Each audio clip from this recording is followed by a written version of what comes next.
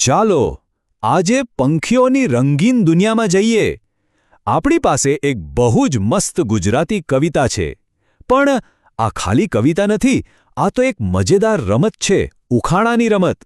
આપણે સાથે મળીને આ કવિતામાં છુપાયેલા પંખીઓને શોધીશું. તો તૈયાર? ચાલો શરૂ કરીએ. જુઓ, નિયમ એકદમ સિમ્પલ છે. હું કવિતાની અમુક લાઈન કહીશ, જેમાં એક પંખીનું વર્ણન હશે. બસ એ વર્ણન પરથી એ પંખીને ઓળખી બતાવવાનું છે. ચાલો જોઈએ કોણ કોણ સાચા જવાબ આપી શકે છે. તો આ રહ્યો આપણો પહેલો ઉખાણો. આ પક્ષી છે ને બહુ જ વાતોડિયું છે, અને બીજાના અવાજની નકલ કરવામાં તો એનો કોઈ જવાબ નહીં. જરા ધ્યાનથી સાંભળજો હો. સાંભળ્યું? કલબલ કલબલ કરતી અને ઝાડ પર આમથી તેમ ફરતી રહે છે. પણ સૌથી મોટી હિન્ટ કઈ છે? સૌની નકલ કરતી. આના પરથી તો જવાબ લગભગ મળી જ જવો જોઈએ. તો વિચારો, કયું પંખી છે જે આટલું બધું કલબલ કરે છે અને નકલ ઉતારવામાં ઉસ્તાદ છે? શું લાગે છે? જવાબ મળ્યો? ચાલો જોઈએ સાચો છે કે નહીં. એકદમ સાચું. એ તો કાબરબાઈ છે. કવિતામાં જુઓ, પહેલી જ કડી કાબર વિશે છે. એના કલબુલાટ અને નકલ કરવાની આદતને કેટલી સરસ રીતે લખી છે. વાહ, શું શરૂઆત છે! એક જવાબ તો સાચો પડ્યો. ચાલો હવે બીજા ઉખાણા તરફ જઈએ. આ પક્ષી તો એટલું ભવ્ય અને રંગીન છે કે એને જોઈને બધા ખુશ થઈ જાય. જરા વર્ણન તો સાંભળો. ભૂરો રંગ, ઘણા બધા પીંછા અને માથા પર એક સુંદર કલગી. પણ સૌથી મોટી હિન્ટ, આંગણે આવી નૃત્ય કરે. આના પરથી તો ઓળખાઈ જ જવું જોઈએ, ખરું ને?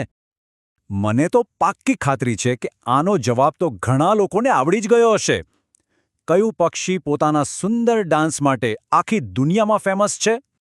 જી હા, એ બીજું કોઈ નહીં પણ આપણા મોરભાઈ છે, આપણું રાષ્ટ્રીય પક્ષી. કવિતામાં પણ એના રંગ અને એના સુંદર નૃત્યનું કેટલું સરસ વર્ણન છે.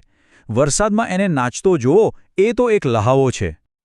ચાલો હવે વારો છે ત્રીજા ઉખાણાનો. આ પક્ષીનો અવાજ તો જાણે કુદરતી એલાર્મ ક્લોક છે.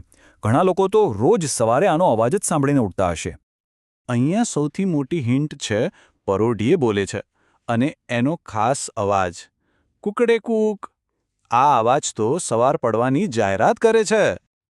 આ અવાજ તો બહુ જ જાણીતો છે. તો કોણ છે જે આપણને રોજ સવારે જગાડે છે? બિલકુલ સાચું. એ તો કુકડાભાઈ છે. કવિતાની આ લાઈન જુઓ, પરોઠીએ બોલે છે, કુકડે કૂક બોલે. ખરેખર એ તો સવારનો બાંગ પુકારનાર છે. અને હવે આવી ગયો છે આપણો છેલ્લો ઉખાણો. આ પક્ષી એના દેખાવ માટે ઓછું પણ એના મધુર અવાજ માટે ખૂબ જ જાણીતું છે. કવિતા શું કહે છે? રંગે છે કાળી ને પંચમ સુરે ગાય છે. ભલે રંગ કાળો હોય પણ અવાજ તો એકદમ મીઠો. અને એનો ખાસ ટહુકો છે, કુહુ કુહુ. આ અવાજ સાંભળતા જ વસંતઋતુ યાદ આવી જાય ને? તો કોણ છે આ મધુર ગાયિકા જે કુહુ કુહુ ગાય છે? વિચારો, આ આપણા આજના છેલ્લા ઉખાણાનો જવાબ છે.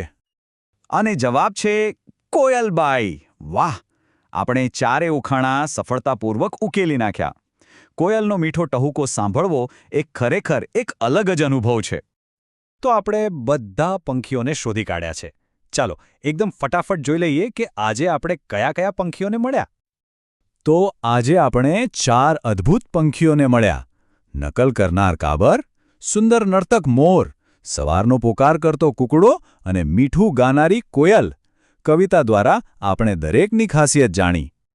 આ કવિતા આપણને આપણી આસપાસના અવાજો પર ધ્યાન આપવા માટે કહે છે. તો હવે એક સવાલ. આપણા ઘરની આસપાસ કયા પંખીઓનો અવાજ સંભળાય છે? હવે પછી જ્યારે પણ કોઈ પક્ષીનો કલરવ સંભળાય ત્યારે તેને ઓળખવાનો પ્રયત્ન જરૂર કરજો.